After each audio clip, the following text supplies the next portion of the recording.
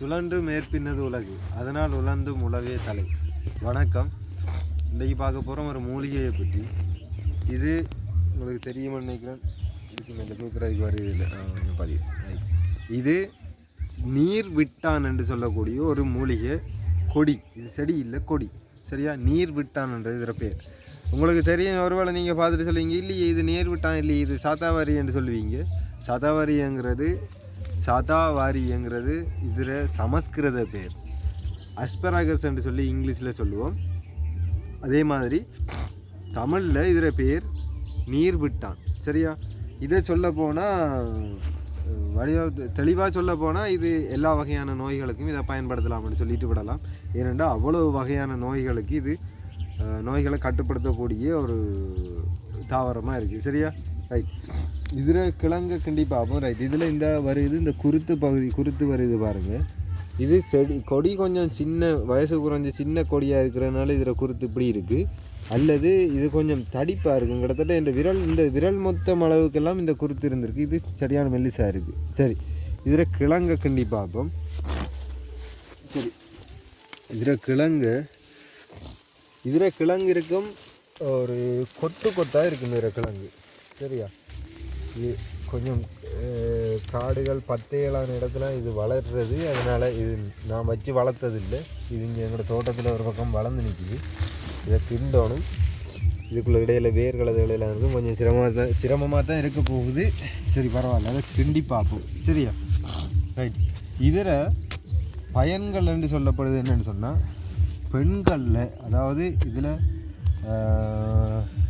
சொல்லலாம் என்ன, அந்த இனவிருத்தி சம்பந்தமான, அதாவது பாலியல் சம்பந்தமான ஒழுங்குபடுத்தல்கள் மற்றது குறைகளை தீர்க்கும். அதாவது ஓமோன் பிரச்சனைகள், மொத்தமாக சொல்லப்போனால் ஓமோன் சம்பந்தமான பிரச்சனைகளை ஒரு கட்டுக்குள்ளே கொண்டு வரும், ஒரு ஒழுங்குபடுத்தும்.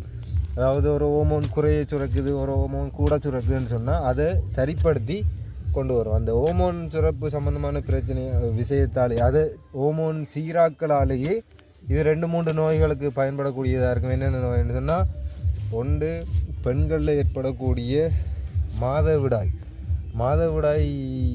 என்ன மாதிரின்னு சொன்னால், அந்த மாதவிடாய் காலமுங்கிறது ஓமோன் செயற்பாட்டால் தான் அந்த மாதவிடாய்ங்கிற விஷயமே நடக்குது.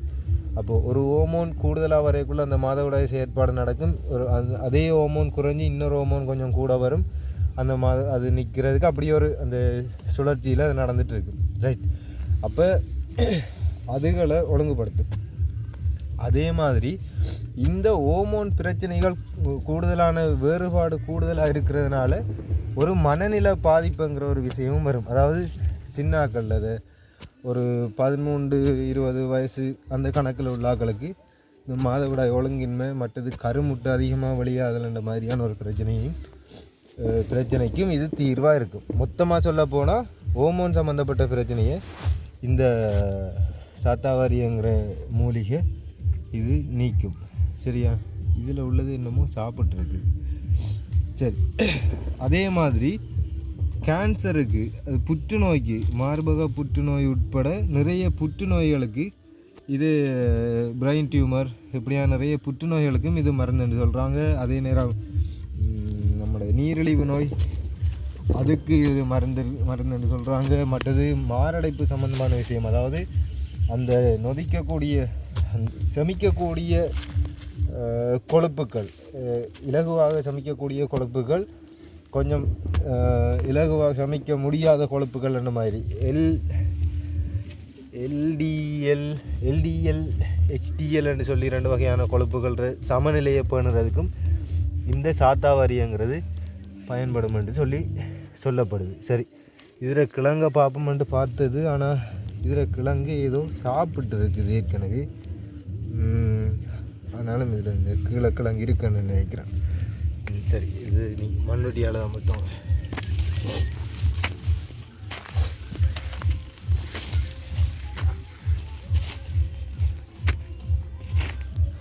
அப்படி இதில் சொல்லப்படுற இது என்னென்ன நோய்க்கு பரிகாரம் என்று சொல்லப்படுதுன்னு பார்த்தா, எல்லா நோயும், கிட்டத்தட்ட எல்லா நோயையும் இதுக்குள்ளே கொண்டு வந்து சொல்கிறாங்க.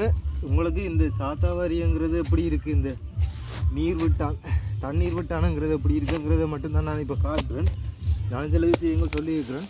இதை வச்சுக்கொண்டு நீங்கள் இதில் நன்மைகள் இது என்ன மாதிரிங்கிறது நீங்கள் தேடி பார்க்கலாம். தேடி பார்த்தா எடுத்துக்கொள்ளலாம். உங்களுக்கு இதில் இது சம்மந்தமாக ஒரு சின்ன ஒரு அறிமுகத்தை தான் நான் இப்போ உங்களுக்கு சொல்கிறேன். அதோட இந்த கிழங்கும் எப்படி இருக்குங்கிறத காட்டுறதுக்காக தான் இதை செய்கிறேன். சரியா? சரி. இப்போ என்னென்னு சொன்னால் இதை சில விலங்குகள் எலி மாதிரியான சில விலங்குகளும் இந்த கிழங்கை சாப்பிடுது. சரியா? அதனால் இதில் இருக்கிற இந்த வேர் எல்லாமே அல்லது இனித்தான் கிழங்கு வைக்குமோவும் தெரியல. இந்த வேர் எல்லாமே கிழங்காக இருந்த வேராக தான் இருக்கணும். ரைட். ஒரே ஒரு கிழங்கு மட்டும் இருக்குது. இந்த இருக்குது 2 கிழங்கு இருக்குது. ரைட். இந்த கிழங்கு அழிஞ்சு தான் இந்த கண்டு வளர்ந்துருக்கு. அப்போ இனித்தான் இது கிழங்கு வைக்க போகுது. சரி, இதுதான் இந்த சதாவரி கிழங்கு. எனக்கு முதல் இதில் பேர் தெரிஞ்சது சதாவரி என்று தான். இது தண்ணீர் விட்டான். இதை உடைச்சி காட்டுறேன் பாருங்கள் உள்ளுக்கு அப்படி இருக்குண்டு. இதுதான் அந்த கிழங்கு. சரியா?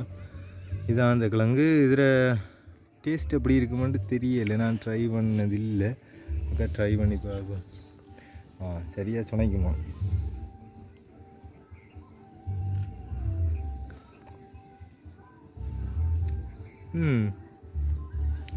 நல்லா இருக்குது. லேசான ஒரு இனிப்போடு இருக்குது. எந்த வகையிலையும் ஒரு ஹேர்ட் பண்ணக்கூடிய மாதிரி, அந்த எரிச்சல் படுத்தக்கூடிய மாதிரியோ அல்லது வெறுப்பு ஏற்றுற மாதிரியோ ஒரு விஷயமும் தெரியலை. சும்மாவே சாப்பிட நல்லா இருக்குது. இது எங்களோட தோட்டத்தில் சுற்றி நிறைய எல்லா இடமும் இருக்கும். ரைட். அப்போ இது இனி நான் ஒவ்வொரு நாளும் சாப்பிடலாம். ஏன்னா இதில் சொல்லுறாங்க எல்லா வகையான நோயையும் சொல்கிறாங்க. 1-2 நிறைய நோய் சொல்கிறாங்க. சொல்லப்படாத நோய் என்னென்னு பார்த்தா எனக்கு தெரியல. எல்லா வகையான நோய்களையும் சொல்கிறாங்க. அதுக்கு பரிகாரமாக இருக்குமெண்டு. அதனால் இதை தினமும் சாப்பிட்டாலும் இது எல்லாம் மூலிகைகள். தினமும் சாப்பிட்றதால பக்க விளைவு பிரச்சனைன்னு வர போகிறதில்லை. அவசியத்தோட கூட சாப்பிட்ருப்போம், அவ்வளோதான். அதனால் இதை இனி நான் ஒவ்வொரு நாளும் எடுத்து சாப்பிட போகிறேன். நன்றி. பாய். வணக்கம்.